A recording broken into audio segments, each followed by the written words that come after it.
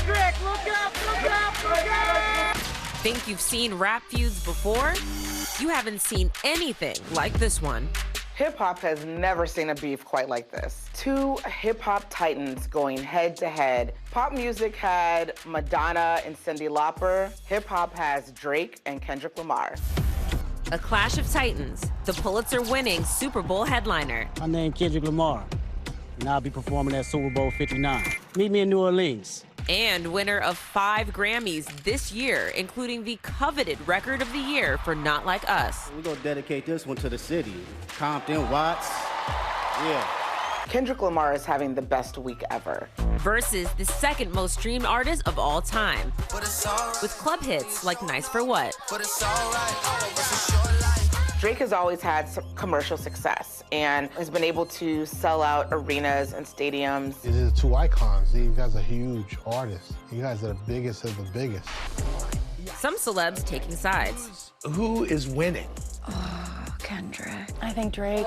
You think Drake and you think Kendrick? It's easy to make up lyrics. Like no, Drake. 100. Wow. I think in some ways it's pretty difficult to track the origin of where things went left between Kendrick and Drake. But what seems to be like the common denominator is that they both wanted the throne and something happened. This past summer's rap battle between Drake and Kendrick Lamar, and now it's at the center of a legal dispute. At the heart of that bombshell lawsuit that has everyone talking, Kendrick Lamar's record-breaking smash single, Not Like Us. Say Drake, I hear you like I'm young. You better not ever go to Cell Block 1. To any that talk to him and they in love, just make sure you hide your little sister from him. Now Drake is suing the record label that represents them for defamation. He's arguing that the lyrics of Not Like Us that say he's a certified pedophile or that he likes underage women are unfounded and that they didn't do their due diligence. UMG has denied all wrongdoing, but the saga has the entire universe talking about it. I think that Kendrick would love the mainstream success that Drake has been able to accumulate. And I think on the other side, Drake would love to get the validation and the street validation that Kendrick has. Long before they were bashing each other publicly, Drake and Kendrick were both budding stars in the industry. Kendrick and Drake both came to prominence around the same time, and they worked together on a couple of tracks.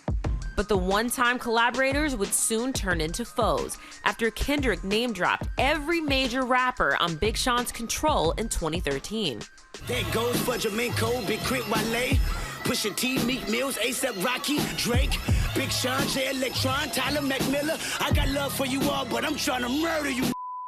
A lot of his peers and the contemporaries, they appreciated the competitive nature because hip-hop is a competitive sport. But for Drake, who had just brought him on tour with him, had given him, shared his platform with him, he was a little taken back. Drake tried to play it down in a Crown interview with Elliott Wilson for Watch Loud. That verse had no malice behind it because I saw him 5 days later at the VMAs and it was all love. After a decade of exchanging subtle barbs, in 2023, their feud reached new heights when the diss tracks began. When Drake drops First Person Shooter with J. Cole, they claim that the two of them, plus Kendrick, are the top 3 rappers in the game. Love when they argue the hardest MC. Is it K-Dot, is it Aubrey or me? We the big 3 like we started a league, but right now I feel like Muhammad Ali. That seemed to set Kendrick off. He wanted to make it known that there's only one king, and like that with Future and Metro Boomin. Think I won't drop the location, I still got PTSD. Mother big 3. It's just big me. With the battle in full swing, Drake and Kendrick both dropped back-to-back records, but the biggest blows are still to come. Drake released a song accusing Kendrick of domestic violence, and Kendrick releasing another going after Drake's entire family. It was a horror film lyrically because within those 4 verses, he's addressing not only Drake's son Adonis, Drake's father Dennis, Drake's mother Sandra, he's also addressing this alleged daughter, which was a bombshell to everybody in hip-hop. He nuked them. He nuked them at that point. Not even 24 hours later, Kendrick drops what goes on to be the anthem of the summer, and at the heart of Drake's subsequent lawsuit, Not Like Us. Sometimes you gotta pop out and show Certified boogeyman, I'm the one that up to score with them. Certified lover boy, certified pedophiles. Drake's immediate response was another diss track, The Heart Part 6. First I was arrested, so where's the proof of the trial then? Where's the paperwork of the cabinet is filed in? So he's pretty much saying, you're making all of these claims. Show me the facts, show me the paperwork.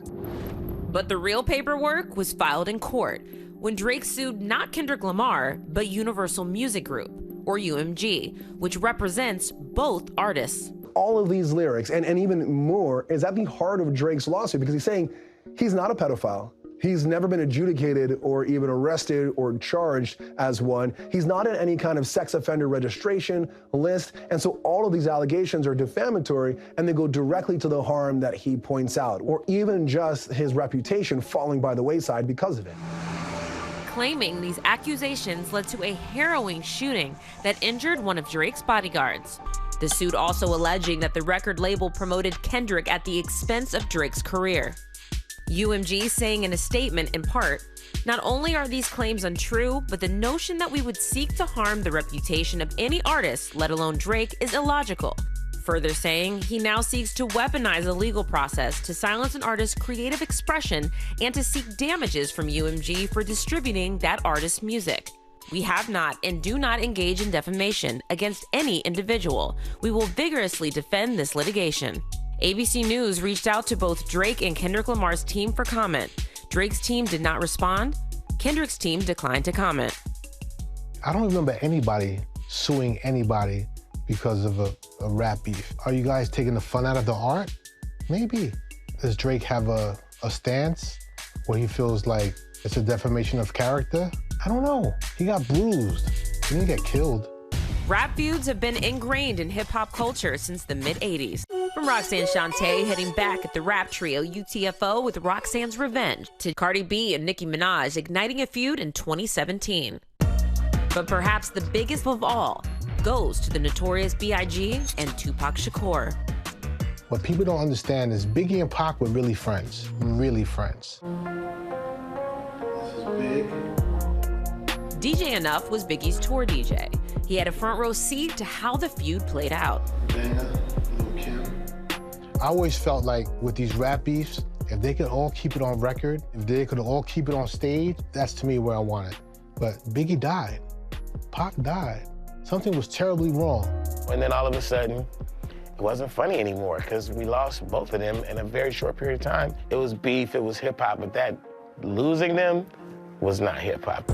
This is not Drake's first beef. In fact, he became known for them. The rapper poking fun at himself in an SNL sketch back in 2016. Hey, anybody using this chair? Actually, I was, you. It was for my hat, but you took it from me. Now we never going back. Do you think that diss records are a part of hip-hop culture? To a certain degree, yes.